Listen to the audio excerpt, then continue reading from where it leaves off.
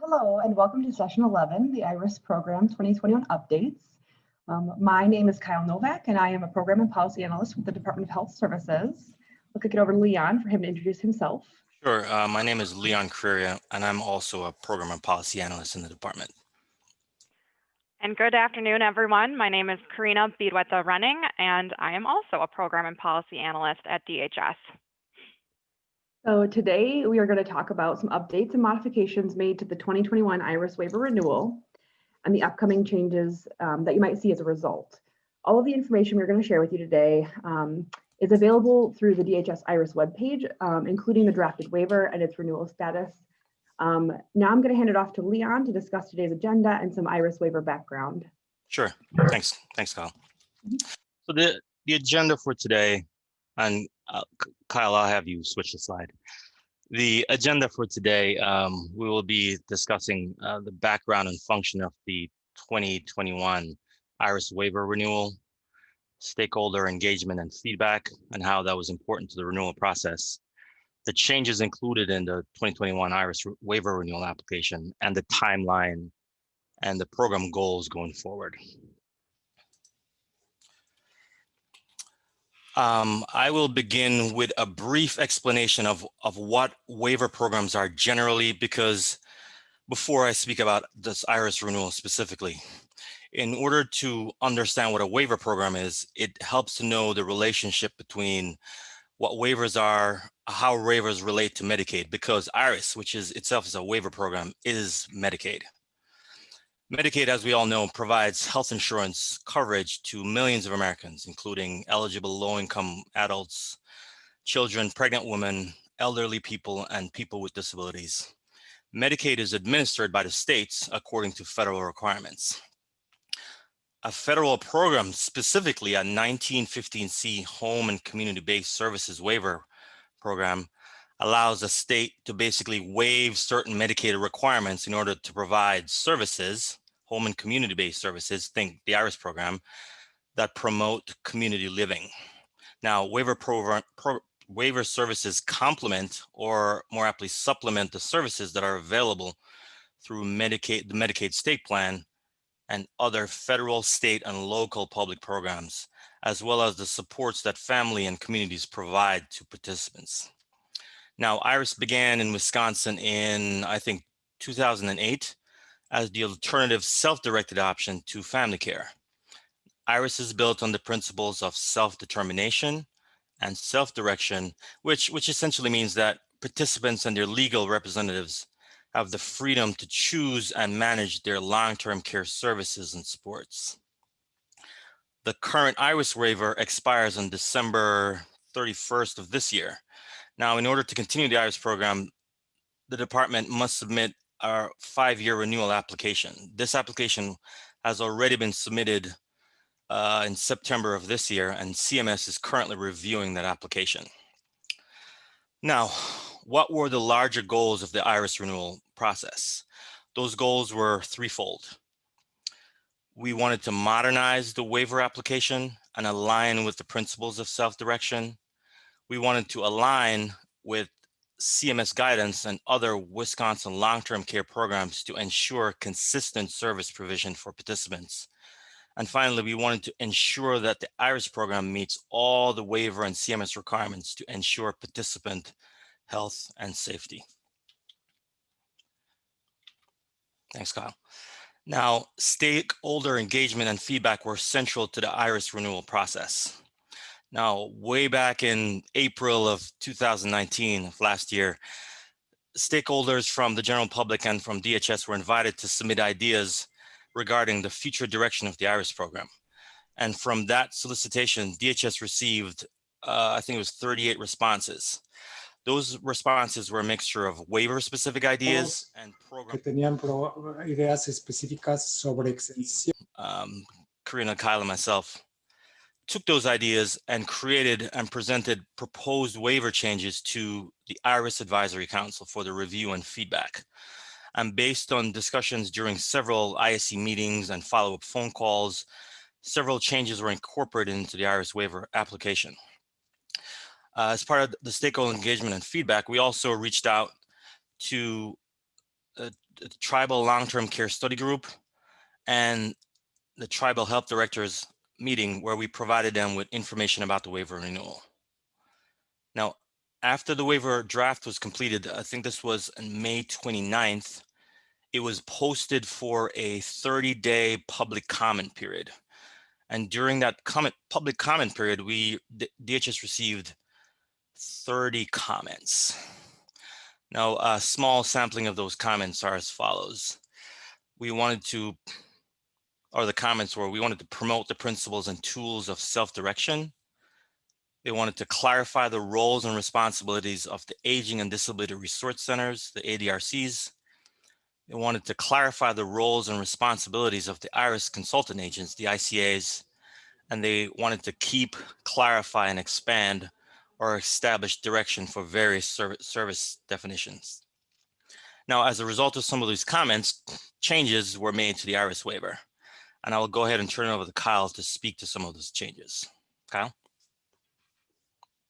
Thank you, Leon. So before I jump into the changes, I just wanted to make a sort of a note right out the gate. So none of the changes indicated in the following slides will result in any loss of eligibility or access to the waiver, nor will these changes require any immediate modifications to service plans already established. These changes were made with the intention of clarifying service coverage and utilization for participants. ICAs, FEAs, and other stakeholders as well. These changes will be detailed and clarified in various places, depending on the function of the or the change of the impacted parties. I apologize. I.e., so for example, if the impact is with the ICA and FEA, we'll provide an update to the process-focused documents for them. And if the impact is with the participant, you'll see that change in the participant education documents. So the following changes are related to enrollment and orientation, as you see on your screen. Los están viendo en su pantalla. So the selection of the FEA as requested by stakeholders, the fiscal employer agent will now be selected during options counseling at the ADRC. This previously occurred with the assistance of the IRS consultant agency after enrollment. This change will ensure consistency between the ICA and FEA selection processes by having the selection counseling performed by the same neutral entity. This participant will be, so the participant, for example, will be, as they're selecting their ICA, in tandem side by side with that, they'll select their FEA as they had selected it with the ADRC previously. So the only change is who's assisting in that selection process, i.e. the ADRC. The budget and estimate information, this change was also requested by stakeholders, and it is that budget estimate information will be provided by the ICA during the service plan development. Individuals were previously provided this information by the ADRC at the ADRC without providing service delivery information and program context. This has the potential to negatively impact the individual's decision regarding their long-term care. This update will avoid any of those unintended consequences or negative impacts or confusion for the participant during their initial program selection, and follow up with a more thorough discussion after program selection. So that brings us to the next slide. These following changes are related to contractor roles and responsibilities. So I'm going to first touch on the role of the ICA, the IRS Consultant Agency, as it relates to Medicaid eligibility. In addition to supporting participants to successfully participate in IRS and fulfill participant-specific responsibilities, the ICAs will also assist participants with maintaining their long-term care Medicaid eligibility as well. That one's somewhat self-explanatory, but it'll help to ensure that participants aren't removed from the program or disenrolled for any reasons that are erroneous to their Medicaid eligibility, and will help with that enrollment piece where previously there was a gap, and we'll see that hopefully assist in the near future. The remaining changes that we're going to discuss related to program services, it'll be a few slides worth, so you'll see that coming, and then also the waiver definitions as it relates to those services. So residential services is the first one on here that you'll see. So the 1 to 2 bed adult family homes, 3 to 4 bed adult family homes, and residential care apartment complex services were previously all separate categories. They have been now rearranged and renamed to residential services. This service title change aligns with CMS's service definition guidance, and it also suggests, which also suggests that we should focus on the services provided rather than the name of the provider providing that service. With that in mind, the change really just clarifies the services being provided as opposed to the name of the provider. This is intended to assist participants in a smoother service selection. And again, none of these changes to the services or provider types will impact the actual services out there. All the services and types that had existed prior still exist and are still covered. Kyle, there's a request to slow down just a little bit. Oh, from perfect. from the interpreter, yeah. I appreciate that. Sure. There we go. So the next slide, continuing on the topic of services, the first one we're going to talk about here is the service customized goods and services. Los servicios puestos adecuadamente para los individual directed goods and services. The modification to this service or modifications to the service were made to reflect CMS's suggested service name and definition for the specific service. As requested by stakeholders, these updates were made to clarify the service coverage and utilization. Again, no services are being explicitly excluded from this category that would have previously been appropriate or allowable before. Hey, Kyle, can you pause for a second? I just want to make sure the interpreter has a chance to be unmuted and able to interpret. I'm just seeing a lot of chats come through. So Dustin, I don't know if that's been resolved or yeah, it's working and I've listened in. I think it's just a matter of with how fast the speaking is that he isn't able to keep up with the speed. So everything is working technology wise though. Perfect. I just wanted to verify. So, okay. Thanks, Kyle. Sorry to interrupt. Yeah, no, I appreciate it because I am seeing the chats I can't quite access right now. So I appreciate that. I'll make sure to continue slowing down.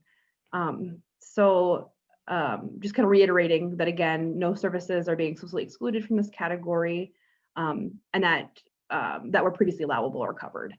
Moving on to community involvement support.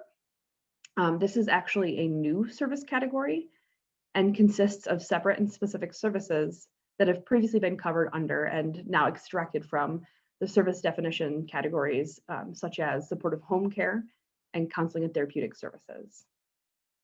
One example of this service extraction and movement is health club memberships, which were previously allowable under counseling and therapeutic services. They have now been moved to this new category. These updates were made to clarify the service coverage as well as clean up related service categories to give specific covered items and supports a more distinct home. And now I'm going to hand it off to Karina so she can discuss the services a little bit more. Thank you, Kyle. So for the next slide, you can go ahead and move the next slide, Kyle. We're talking about community transportation. So community transportation may not sound familiar, and that is because this is or was called specialized transportation. This change in name or title is the only change we made to the service category. We changed the name to community transportation because we thought it better captured or described what the service category is, and as a result would help participants, their families, and their consultants to better understand what it is.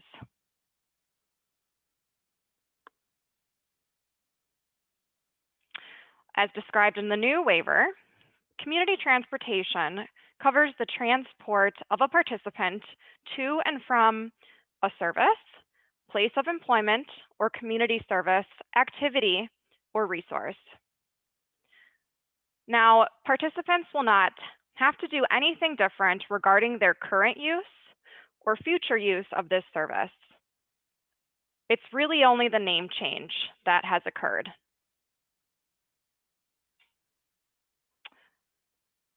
And then we have assistive technology.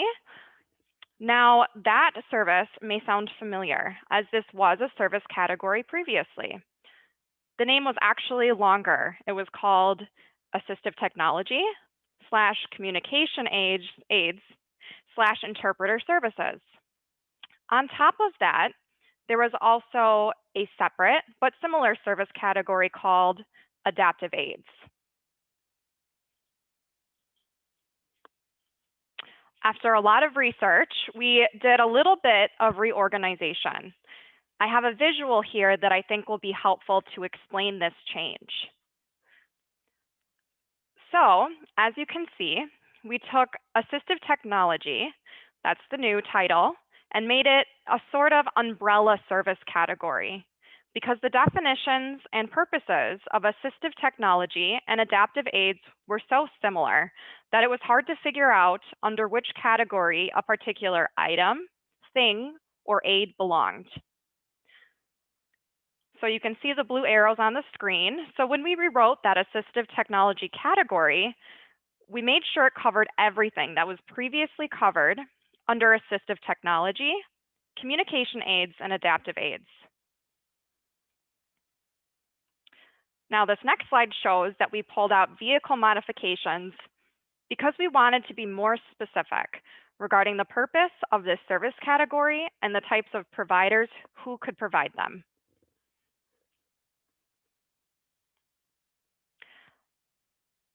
Lastly, we also pulled out interpreter services for very similar reasons.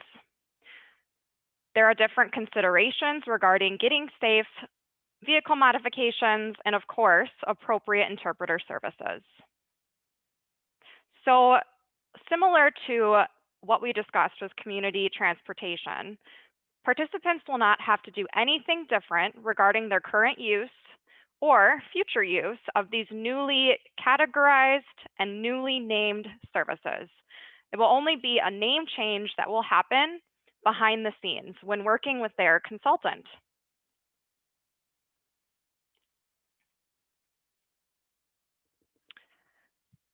So we just walked through the program updates made in the waiver. Our final step is to update all of our program resources that describe everything we just walked you through. We at the Department of Health Services are currently working on updating our IRIS program resources to reflect these changes. Our waiver has much less detail and is written in a way that addresses and it communicates these changes to the federal government that oversees Medicaid programs, as Leon introduced in the beginning.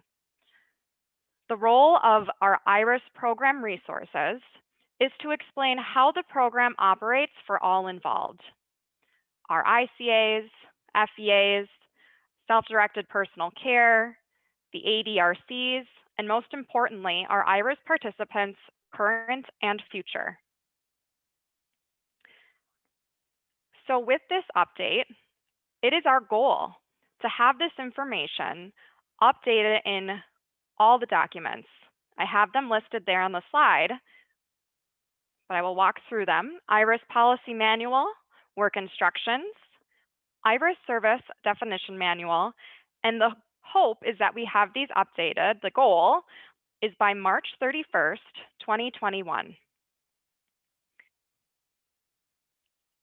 Very importantly, a large part of this will also be education.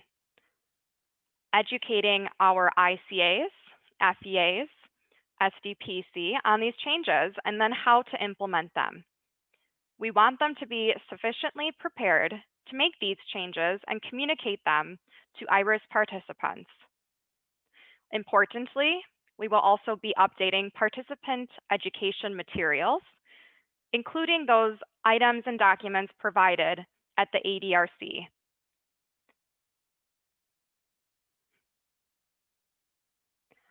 That concludes our presentation on IRIS program updates.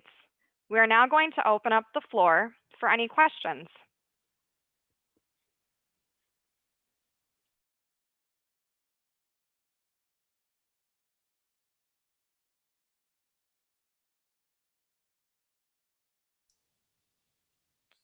Do we take the questions from the chat or? I think Justin, I don't know if he was able to. Yeah, so everyone can use either the chat function within Zoom, or you should have the ability now to unmute yourself within Zoom using the microphone button on the lower left-hand corner of the screen. That'll allow you to mute and unmute. Excellent. Thanks, Justin.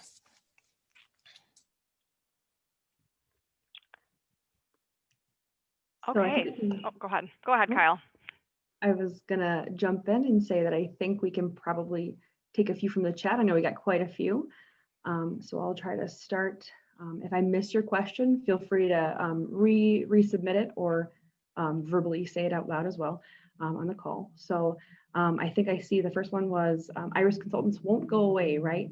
Nope, they are not going away. Their role will remain. They're very integral to the program. So, I also see when will these changes take effect and when will new service codes be used? This is a good question. It touches on that last slide that Karina went over. And Karina, would you like to jump in and take that one? As much as you're able.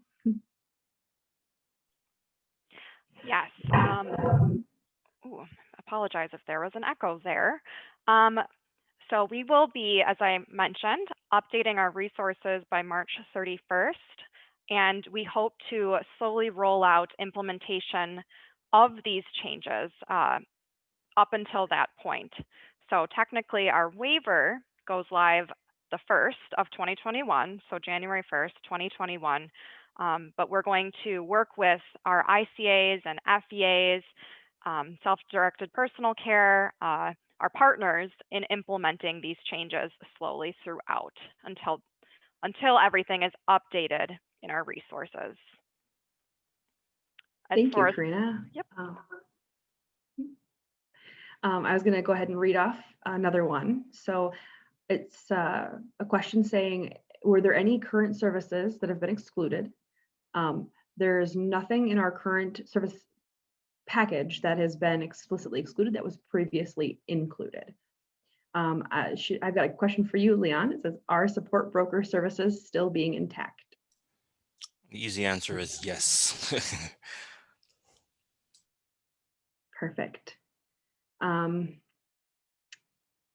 have another question that's systematic. So it says, will the system automatically change the codes? And I assume you're referring to WISITs. Or will that have to be done independently per code? I will just kind of say at this point, we're still working on some of that implementation. The hope is that we can make as much of those changes automatically for folks, but there will be some, likely some codes that will need to be modified on the front end as well. So. Next question, does this conference still qualify to meet the training requirements for those of us who have a 1 to 2 bedroom AFH? That is a great question. And I think that may be best served as a question to our specific team. And I don't know if Amy is on the call or Betsy or Kiva are able to answer that one more specifically to the. Hi, Kyle, this is Amy. I am on the call. I do not know the answer to that, so I think we'll have to follow up on that, and I'll try and get that answer before the end of this session is done. Perfect. Thank you, Amy. All right. Looks like there's some links provided. I see. What is the status of flex spending? That is another good question. I think that perhaps we could hand off to Amy if she's able. I think we got the 1 second finger. Just a moment. So flex spending refers to the ability to modify your spending on your plan. And for example, some people have employment that's only over a certain period of months throughout the year. And so flex spending would allow them to spend that money during that duration of time and then spend it on other services throughout the year. So if the question was, is that staying intact? That is staying intact. Perfect. Thank you, Amy. Mm-hmm. I see a question regarding mileage online. Is this going to be made available? At this time, mileage logging, I believe, is done through the FEA and their systems. So it'll depend on your FEA that you've selected and their system availability and that sort of thing. Can I buy a van through IRIS? That is a complex question. I think that we'll start off by saying that vehicle modifications are a specific service meant to assist with an existing van that you may already own, and making it accessible to you and a van that you can effectively get in and out of and that's safe for you. How long is changes going to be? So I think it's asking how long changes might take to update. That'll be quite a while. It's actually a complex question, and I think it'll be ongoing. We're hoping to get some updates as Karina had described in her last slide as well. The last one I see here is, can anyone with DHS knowledge see my questions and really get back to me by email? That was M. Baba Blume, I think. That individual, we did get your question out there, and we're looking at it. We're looking into it right now. I can make sure that we save your email as well, so we can get back to you through email if we're not able to respond during the call.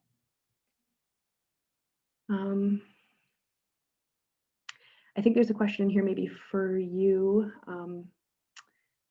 Dustin. This is like a CEU links are not working, I believe. I can try to look into that quick. Maybe they sent me the wrong link. Oh, sure.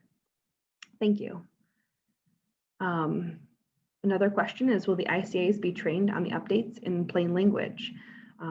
So most ICs struggle to take what they're learning and put it into wording for the participant to understand. There's a few different sort of answers to that. And the first one is, I had mentioned on an earlier slide that all changes that we will be making, depending on the function of the change and who it's directed to, will be provided to the different entities. So if it's a process related thing, ICAs will be made aware, and they'll be provided a lot of instruction that we typically provide through the documents that Karina referenced. So the work instructions and policy manual. And then any changes that are specific to a participant and their self-direction and that kind of thing will be provided to participants in the participant education manual as well. So there will be a few different modes that information will come to people. I'm seeing someone did mention the CEU link works fine for them. So I think we're getting an array of access there. Will there be any changes to the 1 to 2 bed residential homes? There's no changes to the services that are coverable as of right now. The only change is the service title, really.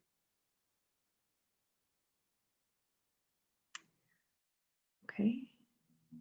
Dustin, you got another message here from about the links. I think where computers are having an issue getting through to the site.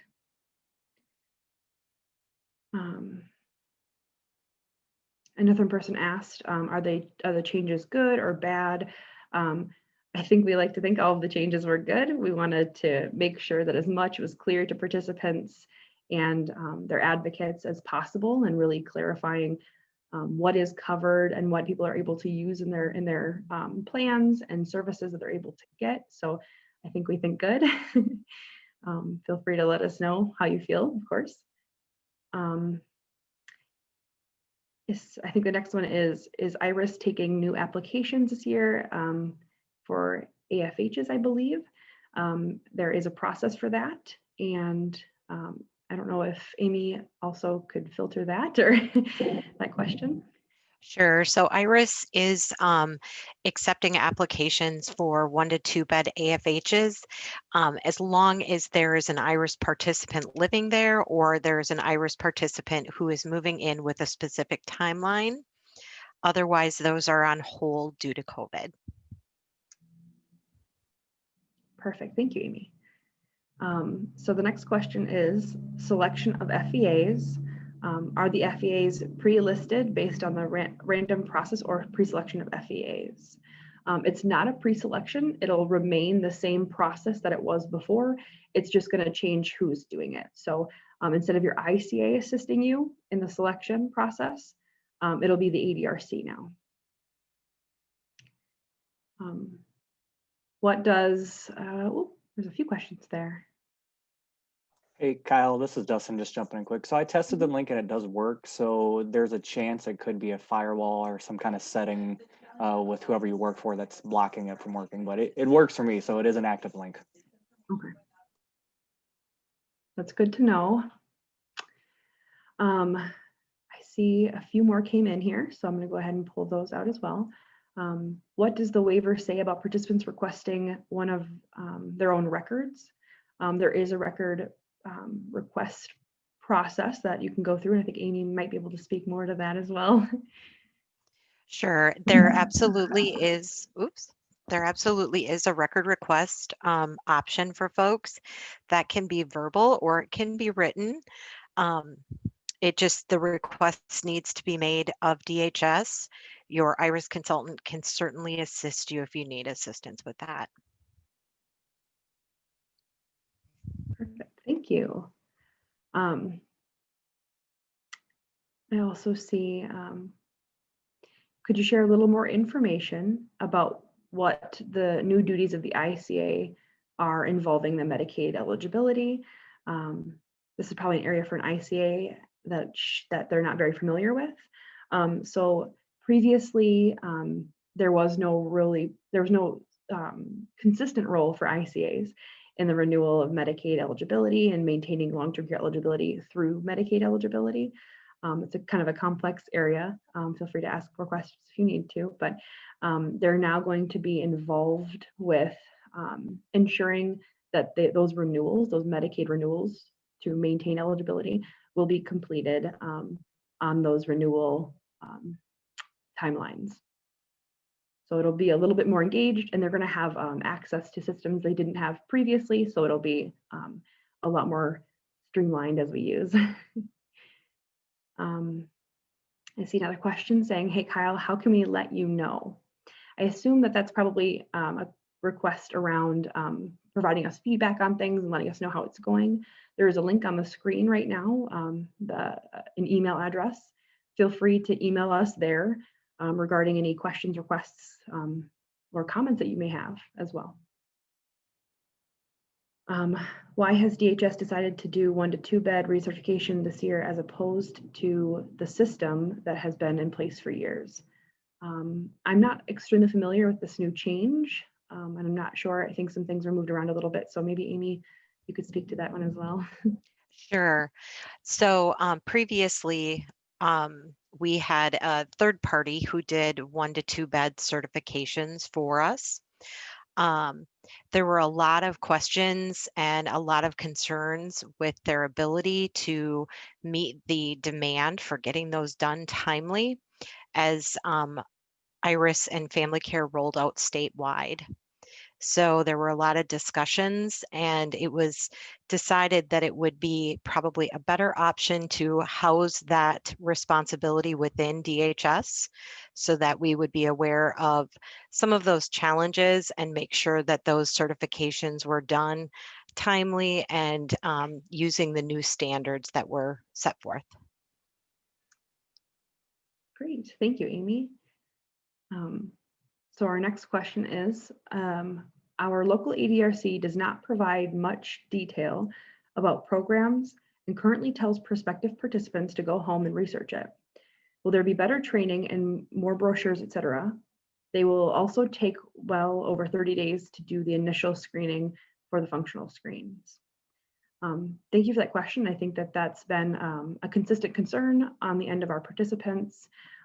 However, I do know that there are a lot of ADRCs, and so some specific ADRCs may vary in process a little bit, but our goal in the waiver renewal and the program updates is to ensure that there's consistency as it relates to our program enrollment. So we are going to try to provide updates to the ADRC documents, brochures, trainings, and that sort of thing to ensure consistency in the selection process and information provision as well. Hopefully that helps.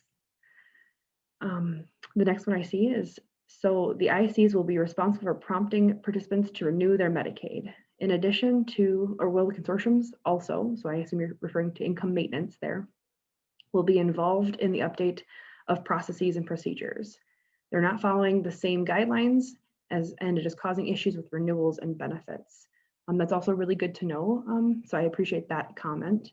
They will be responsible for assisting participants. They will be prompted. Participants are also prompted through the consortiums, as you indicated, or through the notices, I think, that come from income maintenances. So I think that the goal will be to assist and prompt the completion of that. So although participants will already get that notification, they'll be able to receive assistance in completing that. So it'll be an ongoing live process. The next one says, can we live on our own? That's also a great question too. So participants are able to live in their own home and be enrolled in the program. There is no barring against that, and we encourage independent living as well. So I believe the next question says, can I get this information in Spanish as well? That is a great question. And I think maybe Amy, could you answer that one? Not sure if. I don't think it was originally printed in Spanish, but we can certainly work on getting that translated. Perfect. Thank you. It may require a little bit of time, but we can get that out to Phil. Great. Thank you, Amy. How will the ICs be noticed that MA renewal will be completed? That's a great question. So previously that system didn't really exist, and now there's going to be an automated way to ensure that ICs are made aware of this change or this upcoming renewal need. So it'll be automated and it'll be similar to what Family Care actually uses. So it'll be aligned and it'll be really clean across programs. So I believe that we're up to date on all the questions we've received. Is there anything else anybody wants to jump in with or type into the chat box?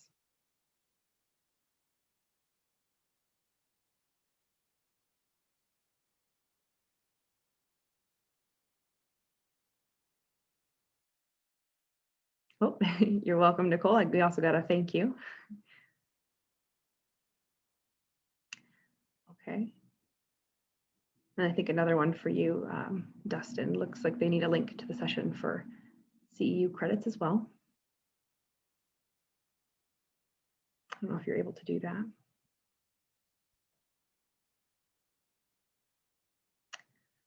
All right, we got a few more in here. Do you know if FEAs will be quicker processing of budgets? We'll have quicker processing of budgets. That is a good question. Maybe Amy wouldn't mind jumping in for. I don't think I'm exactly clear on what this question is. Do you mean processing timesheets? FEAs don't process your budget, but rather make payments to participant hired workers or vendors.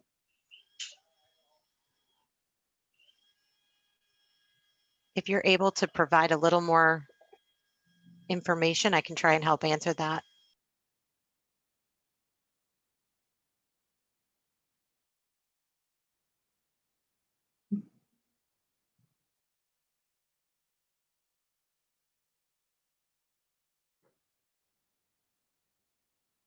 Give her a second to try to type it in the box if possible. Oh, there we go. The speed at which the participant budgets are mailed out.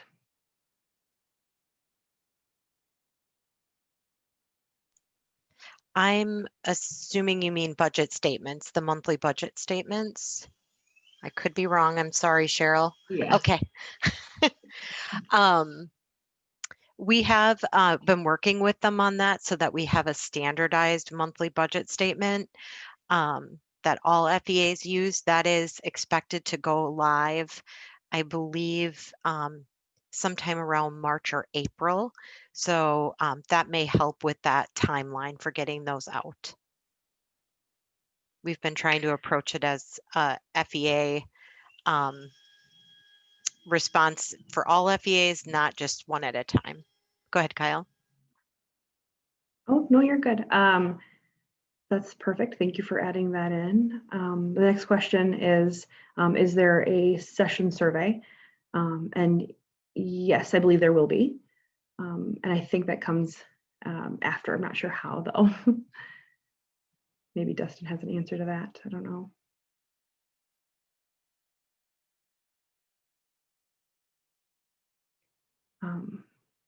All right. So then I have a few more here. Is there an update coming to how old plans are printed for the participant? The current plan is quite confusing to read as a participant. That's a great question. That's actually something that I think might be a little bit newer to us, and that I think we should probably note for process update content stuff. So thank you for that comment, Julie. We got another question. Is it easy or hard to live on your own? That's a good question. I think it's hard, but for me, but no, I think it depends on your sort of the supports that you have around you, and it really does matter how ingrained in self-direction you are, and a lot of the functional things of our program. And I think that it's difficult for everyone, and I think that this is something that some people excel at and some people work at. So I think that it's a very individualized question. We got one that says good information. Thank you all for answering questions. Be well, wear a mask and vote. We got a thanks from Cheryl. And we've got a, I did not hear the beginning of the talk, so forgive me if this has been discussed. Is there any way to compare with other long-term care services? Her son with Down syndrome has been with the program for 3 years. That's a great question as well. And I think it depends on what you want to see compared. There is some information that is out on the DHS page regarding service package coverage and things like that across long-term care. But there's different types of comparisons. So if you're looking for something in particular, feel free to put it in the chat box, or you can email us as well, and we can try to get that to you. We got a lot of thank yous, so thank you all for attending and listening in, and I apologize for the technical difficulties and fast talking on my end. We've got one more in here. Are the changes, updates designed to help align all the FEAs as well? That's a good question. And you know what, maybe I can go ahead and hand that off to Karina if she's able, since that was your area. Aside from the changes we went over in the presentation, the only updates we made to the tasks or roles and responsibilities related to FEAs were just to clarify more than anything. So, you know, aside from what we went over during this presentation, it was just clarification of role and responsibilities. Perfect. Thank you, Karina. We got another one. When someone selects a FEA with the ADRC but change their mind, are they able to change before enrollment? That's a really great question, actually. And I think that will be evaluated a little bit more in our process updates. But I would say that it's just like any selection, those things can be changed and modified through the ADRC. And I think that unless Amy has a different answer, that would be something that could functionally be done. I think that's accurate, Kyle. Once somebody has enrolled in the program, there is a time frame for changing FEAs. So those are done on the quarter, just because of the complication in the paperwork that needs to be done to achieve those transfers from one FEA to the other. But prior to enrollment, I think we can look at that, but I do think that's probably manageable.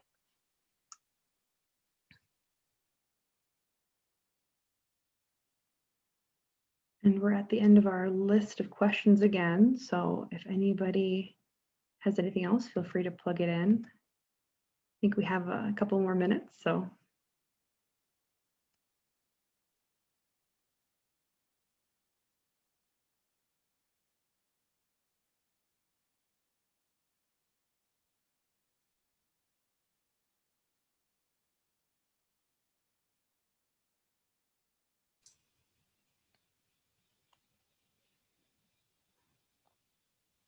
It doesn't look like there's any more questions, so Yeah, I'm not hearing anything. yeah. Oh, we got one more. Do you know how service providers will be updated when their service codes change? That's a great question, and a part of that update process as well. I would say that that'll be something probably communicated through the ICAs, but that'll take a little bit of time to prep. So maybe Amy has a different answer, but I can help you out with that, Kyle. So service providers receive authorization letters from our FEAs that include the service code, the number of units that are approved and the rate at which it's approved.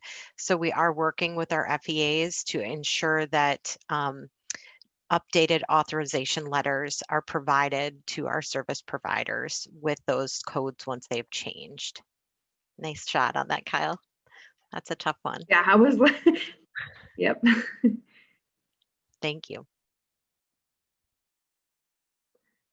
All right. Well, I'm not seeing any other questions. And feel free, of course, any other questions you guys may have or comments or feedback you want to provide, send it to that DHS IRIS inbox as well. We're happy to take a look at those. We should probably say out the email address. So the address is DHS IRIS IRIS at DHS.Wisconsin spelled out .gov. Thank you.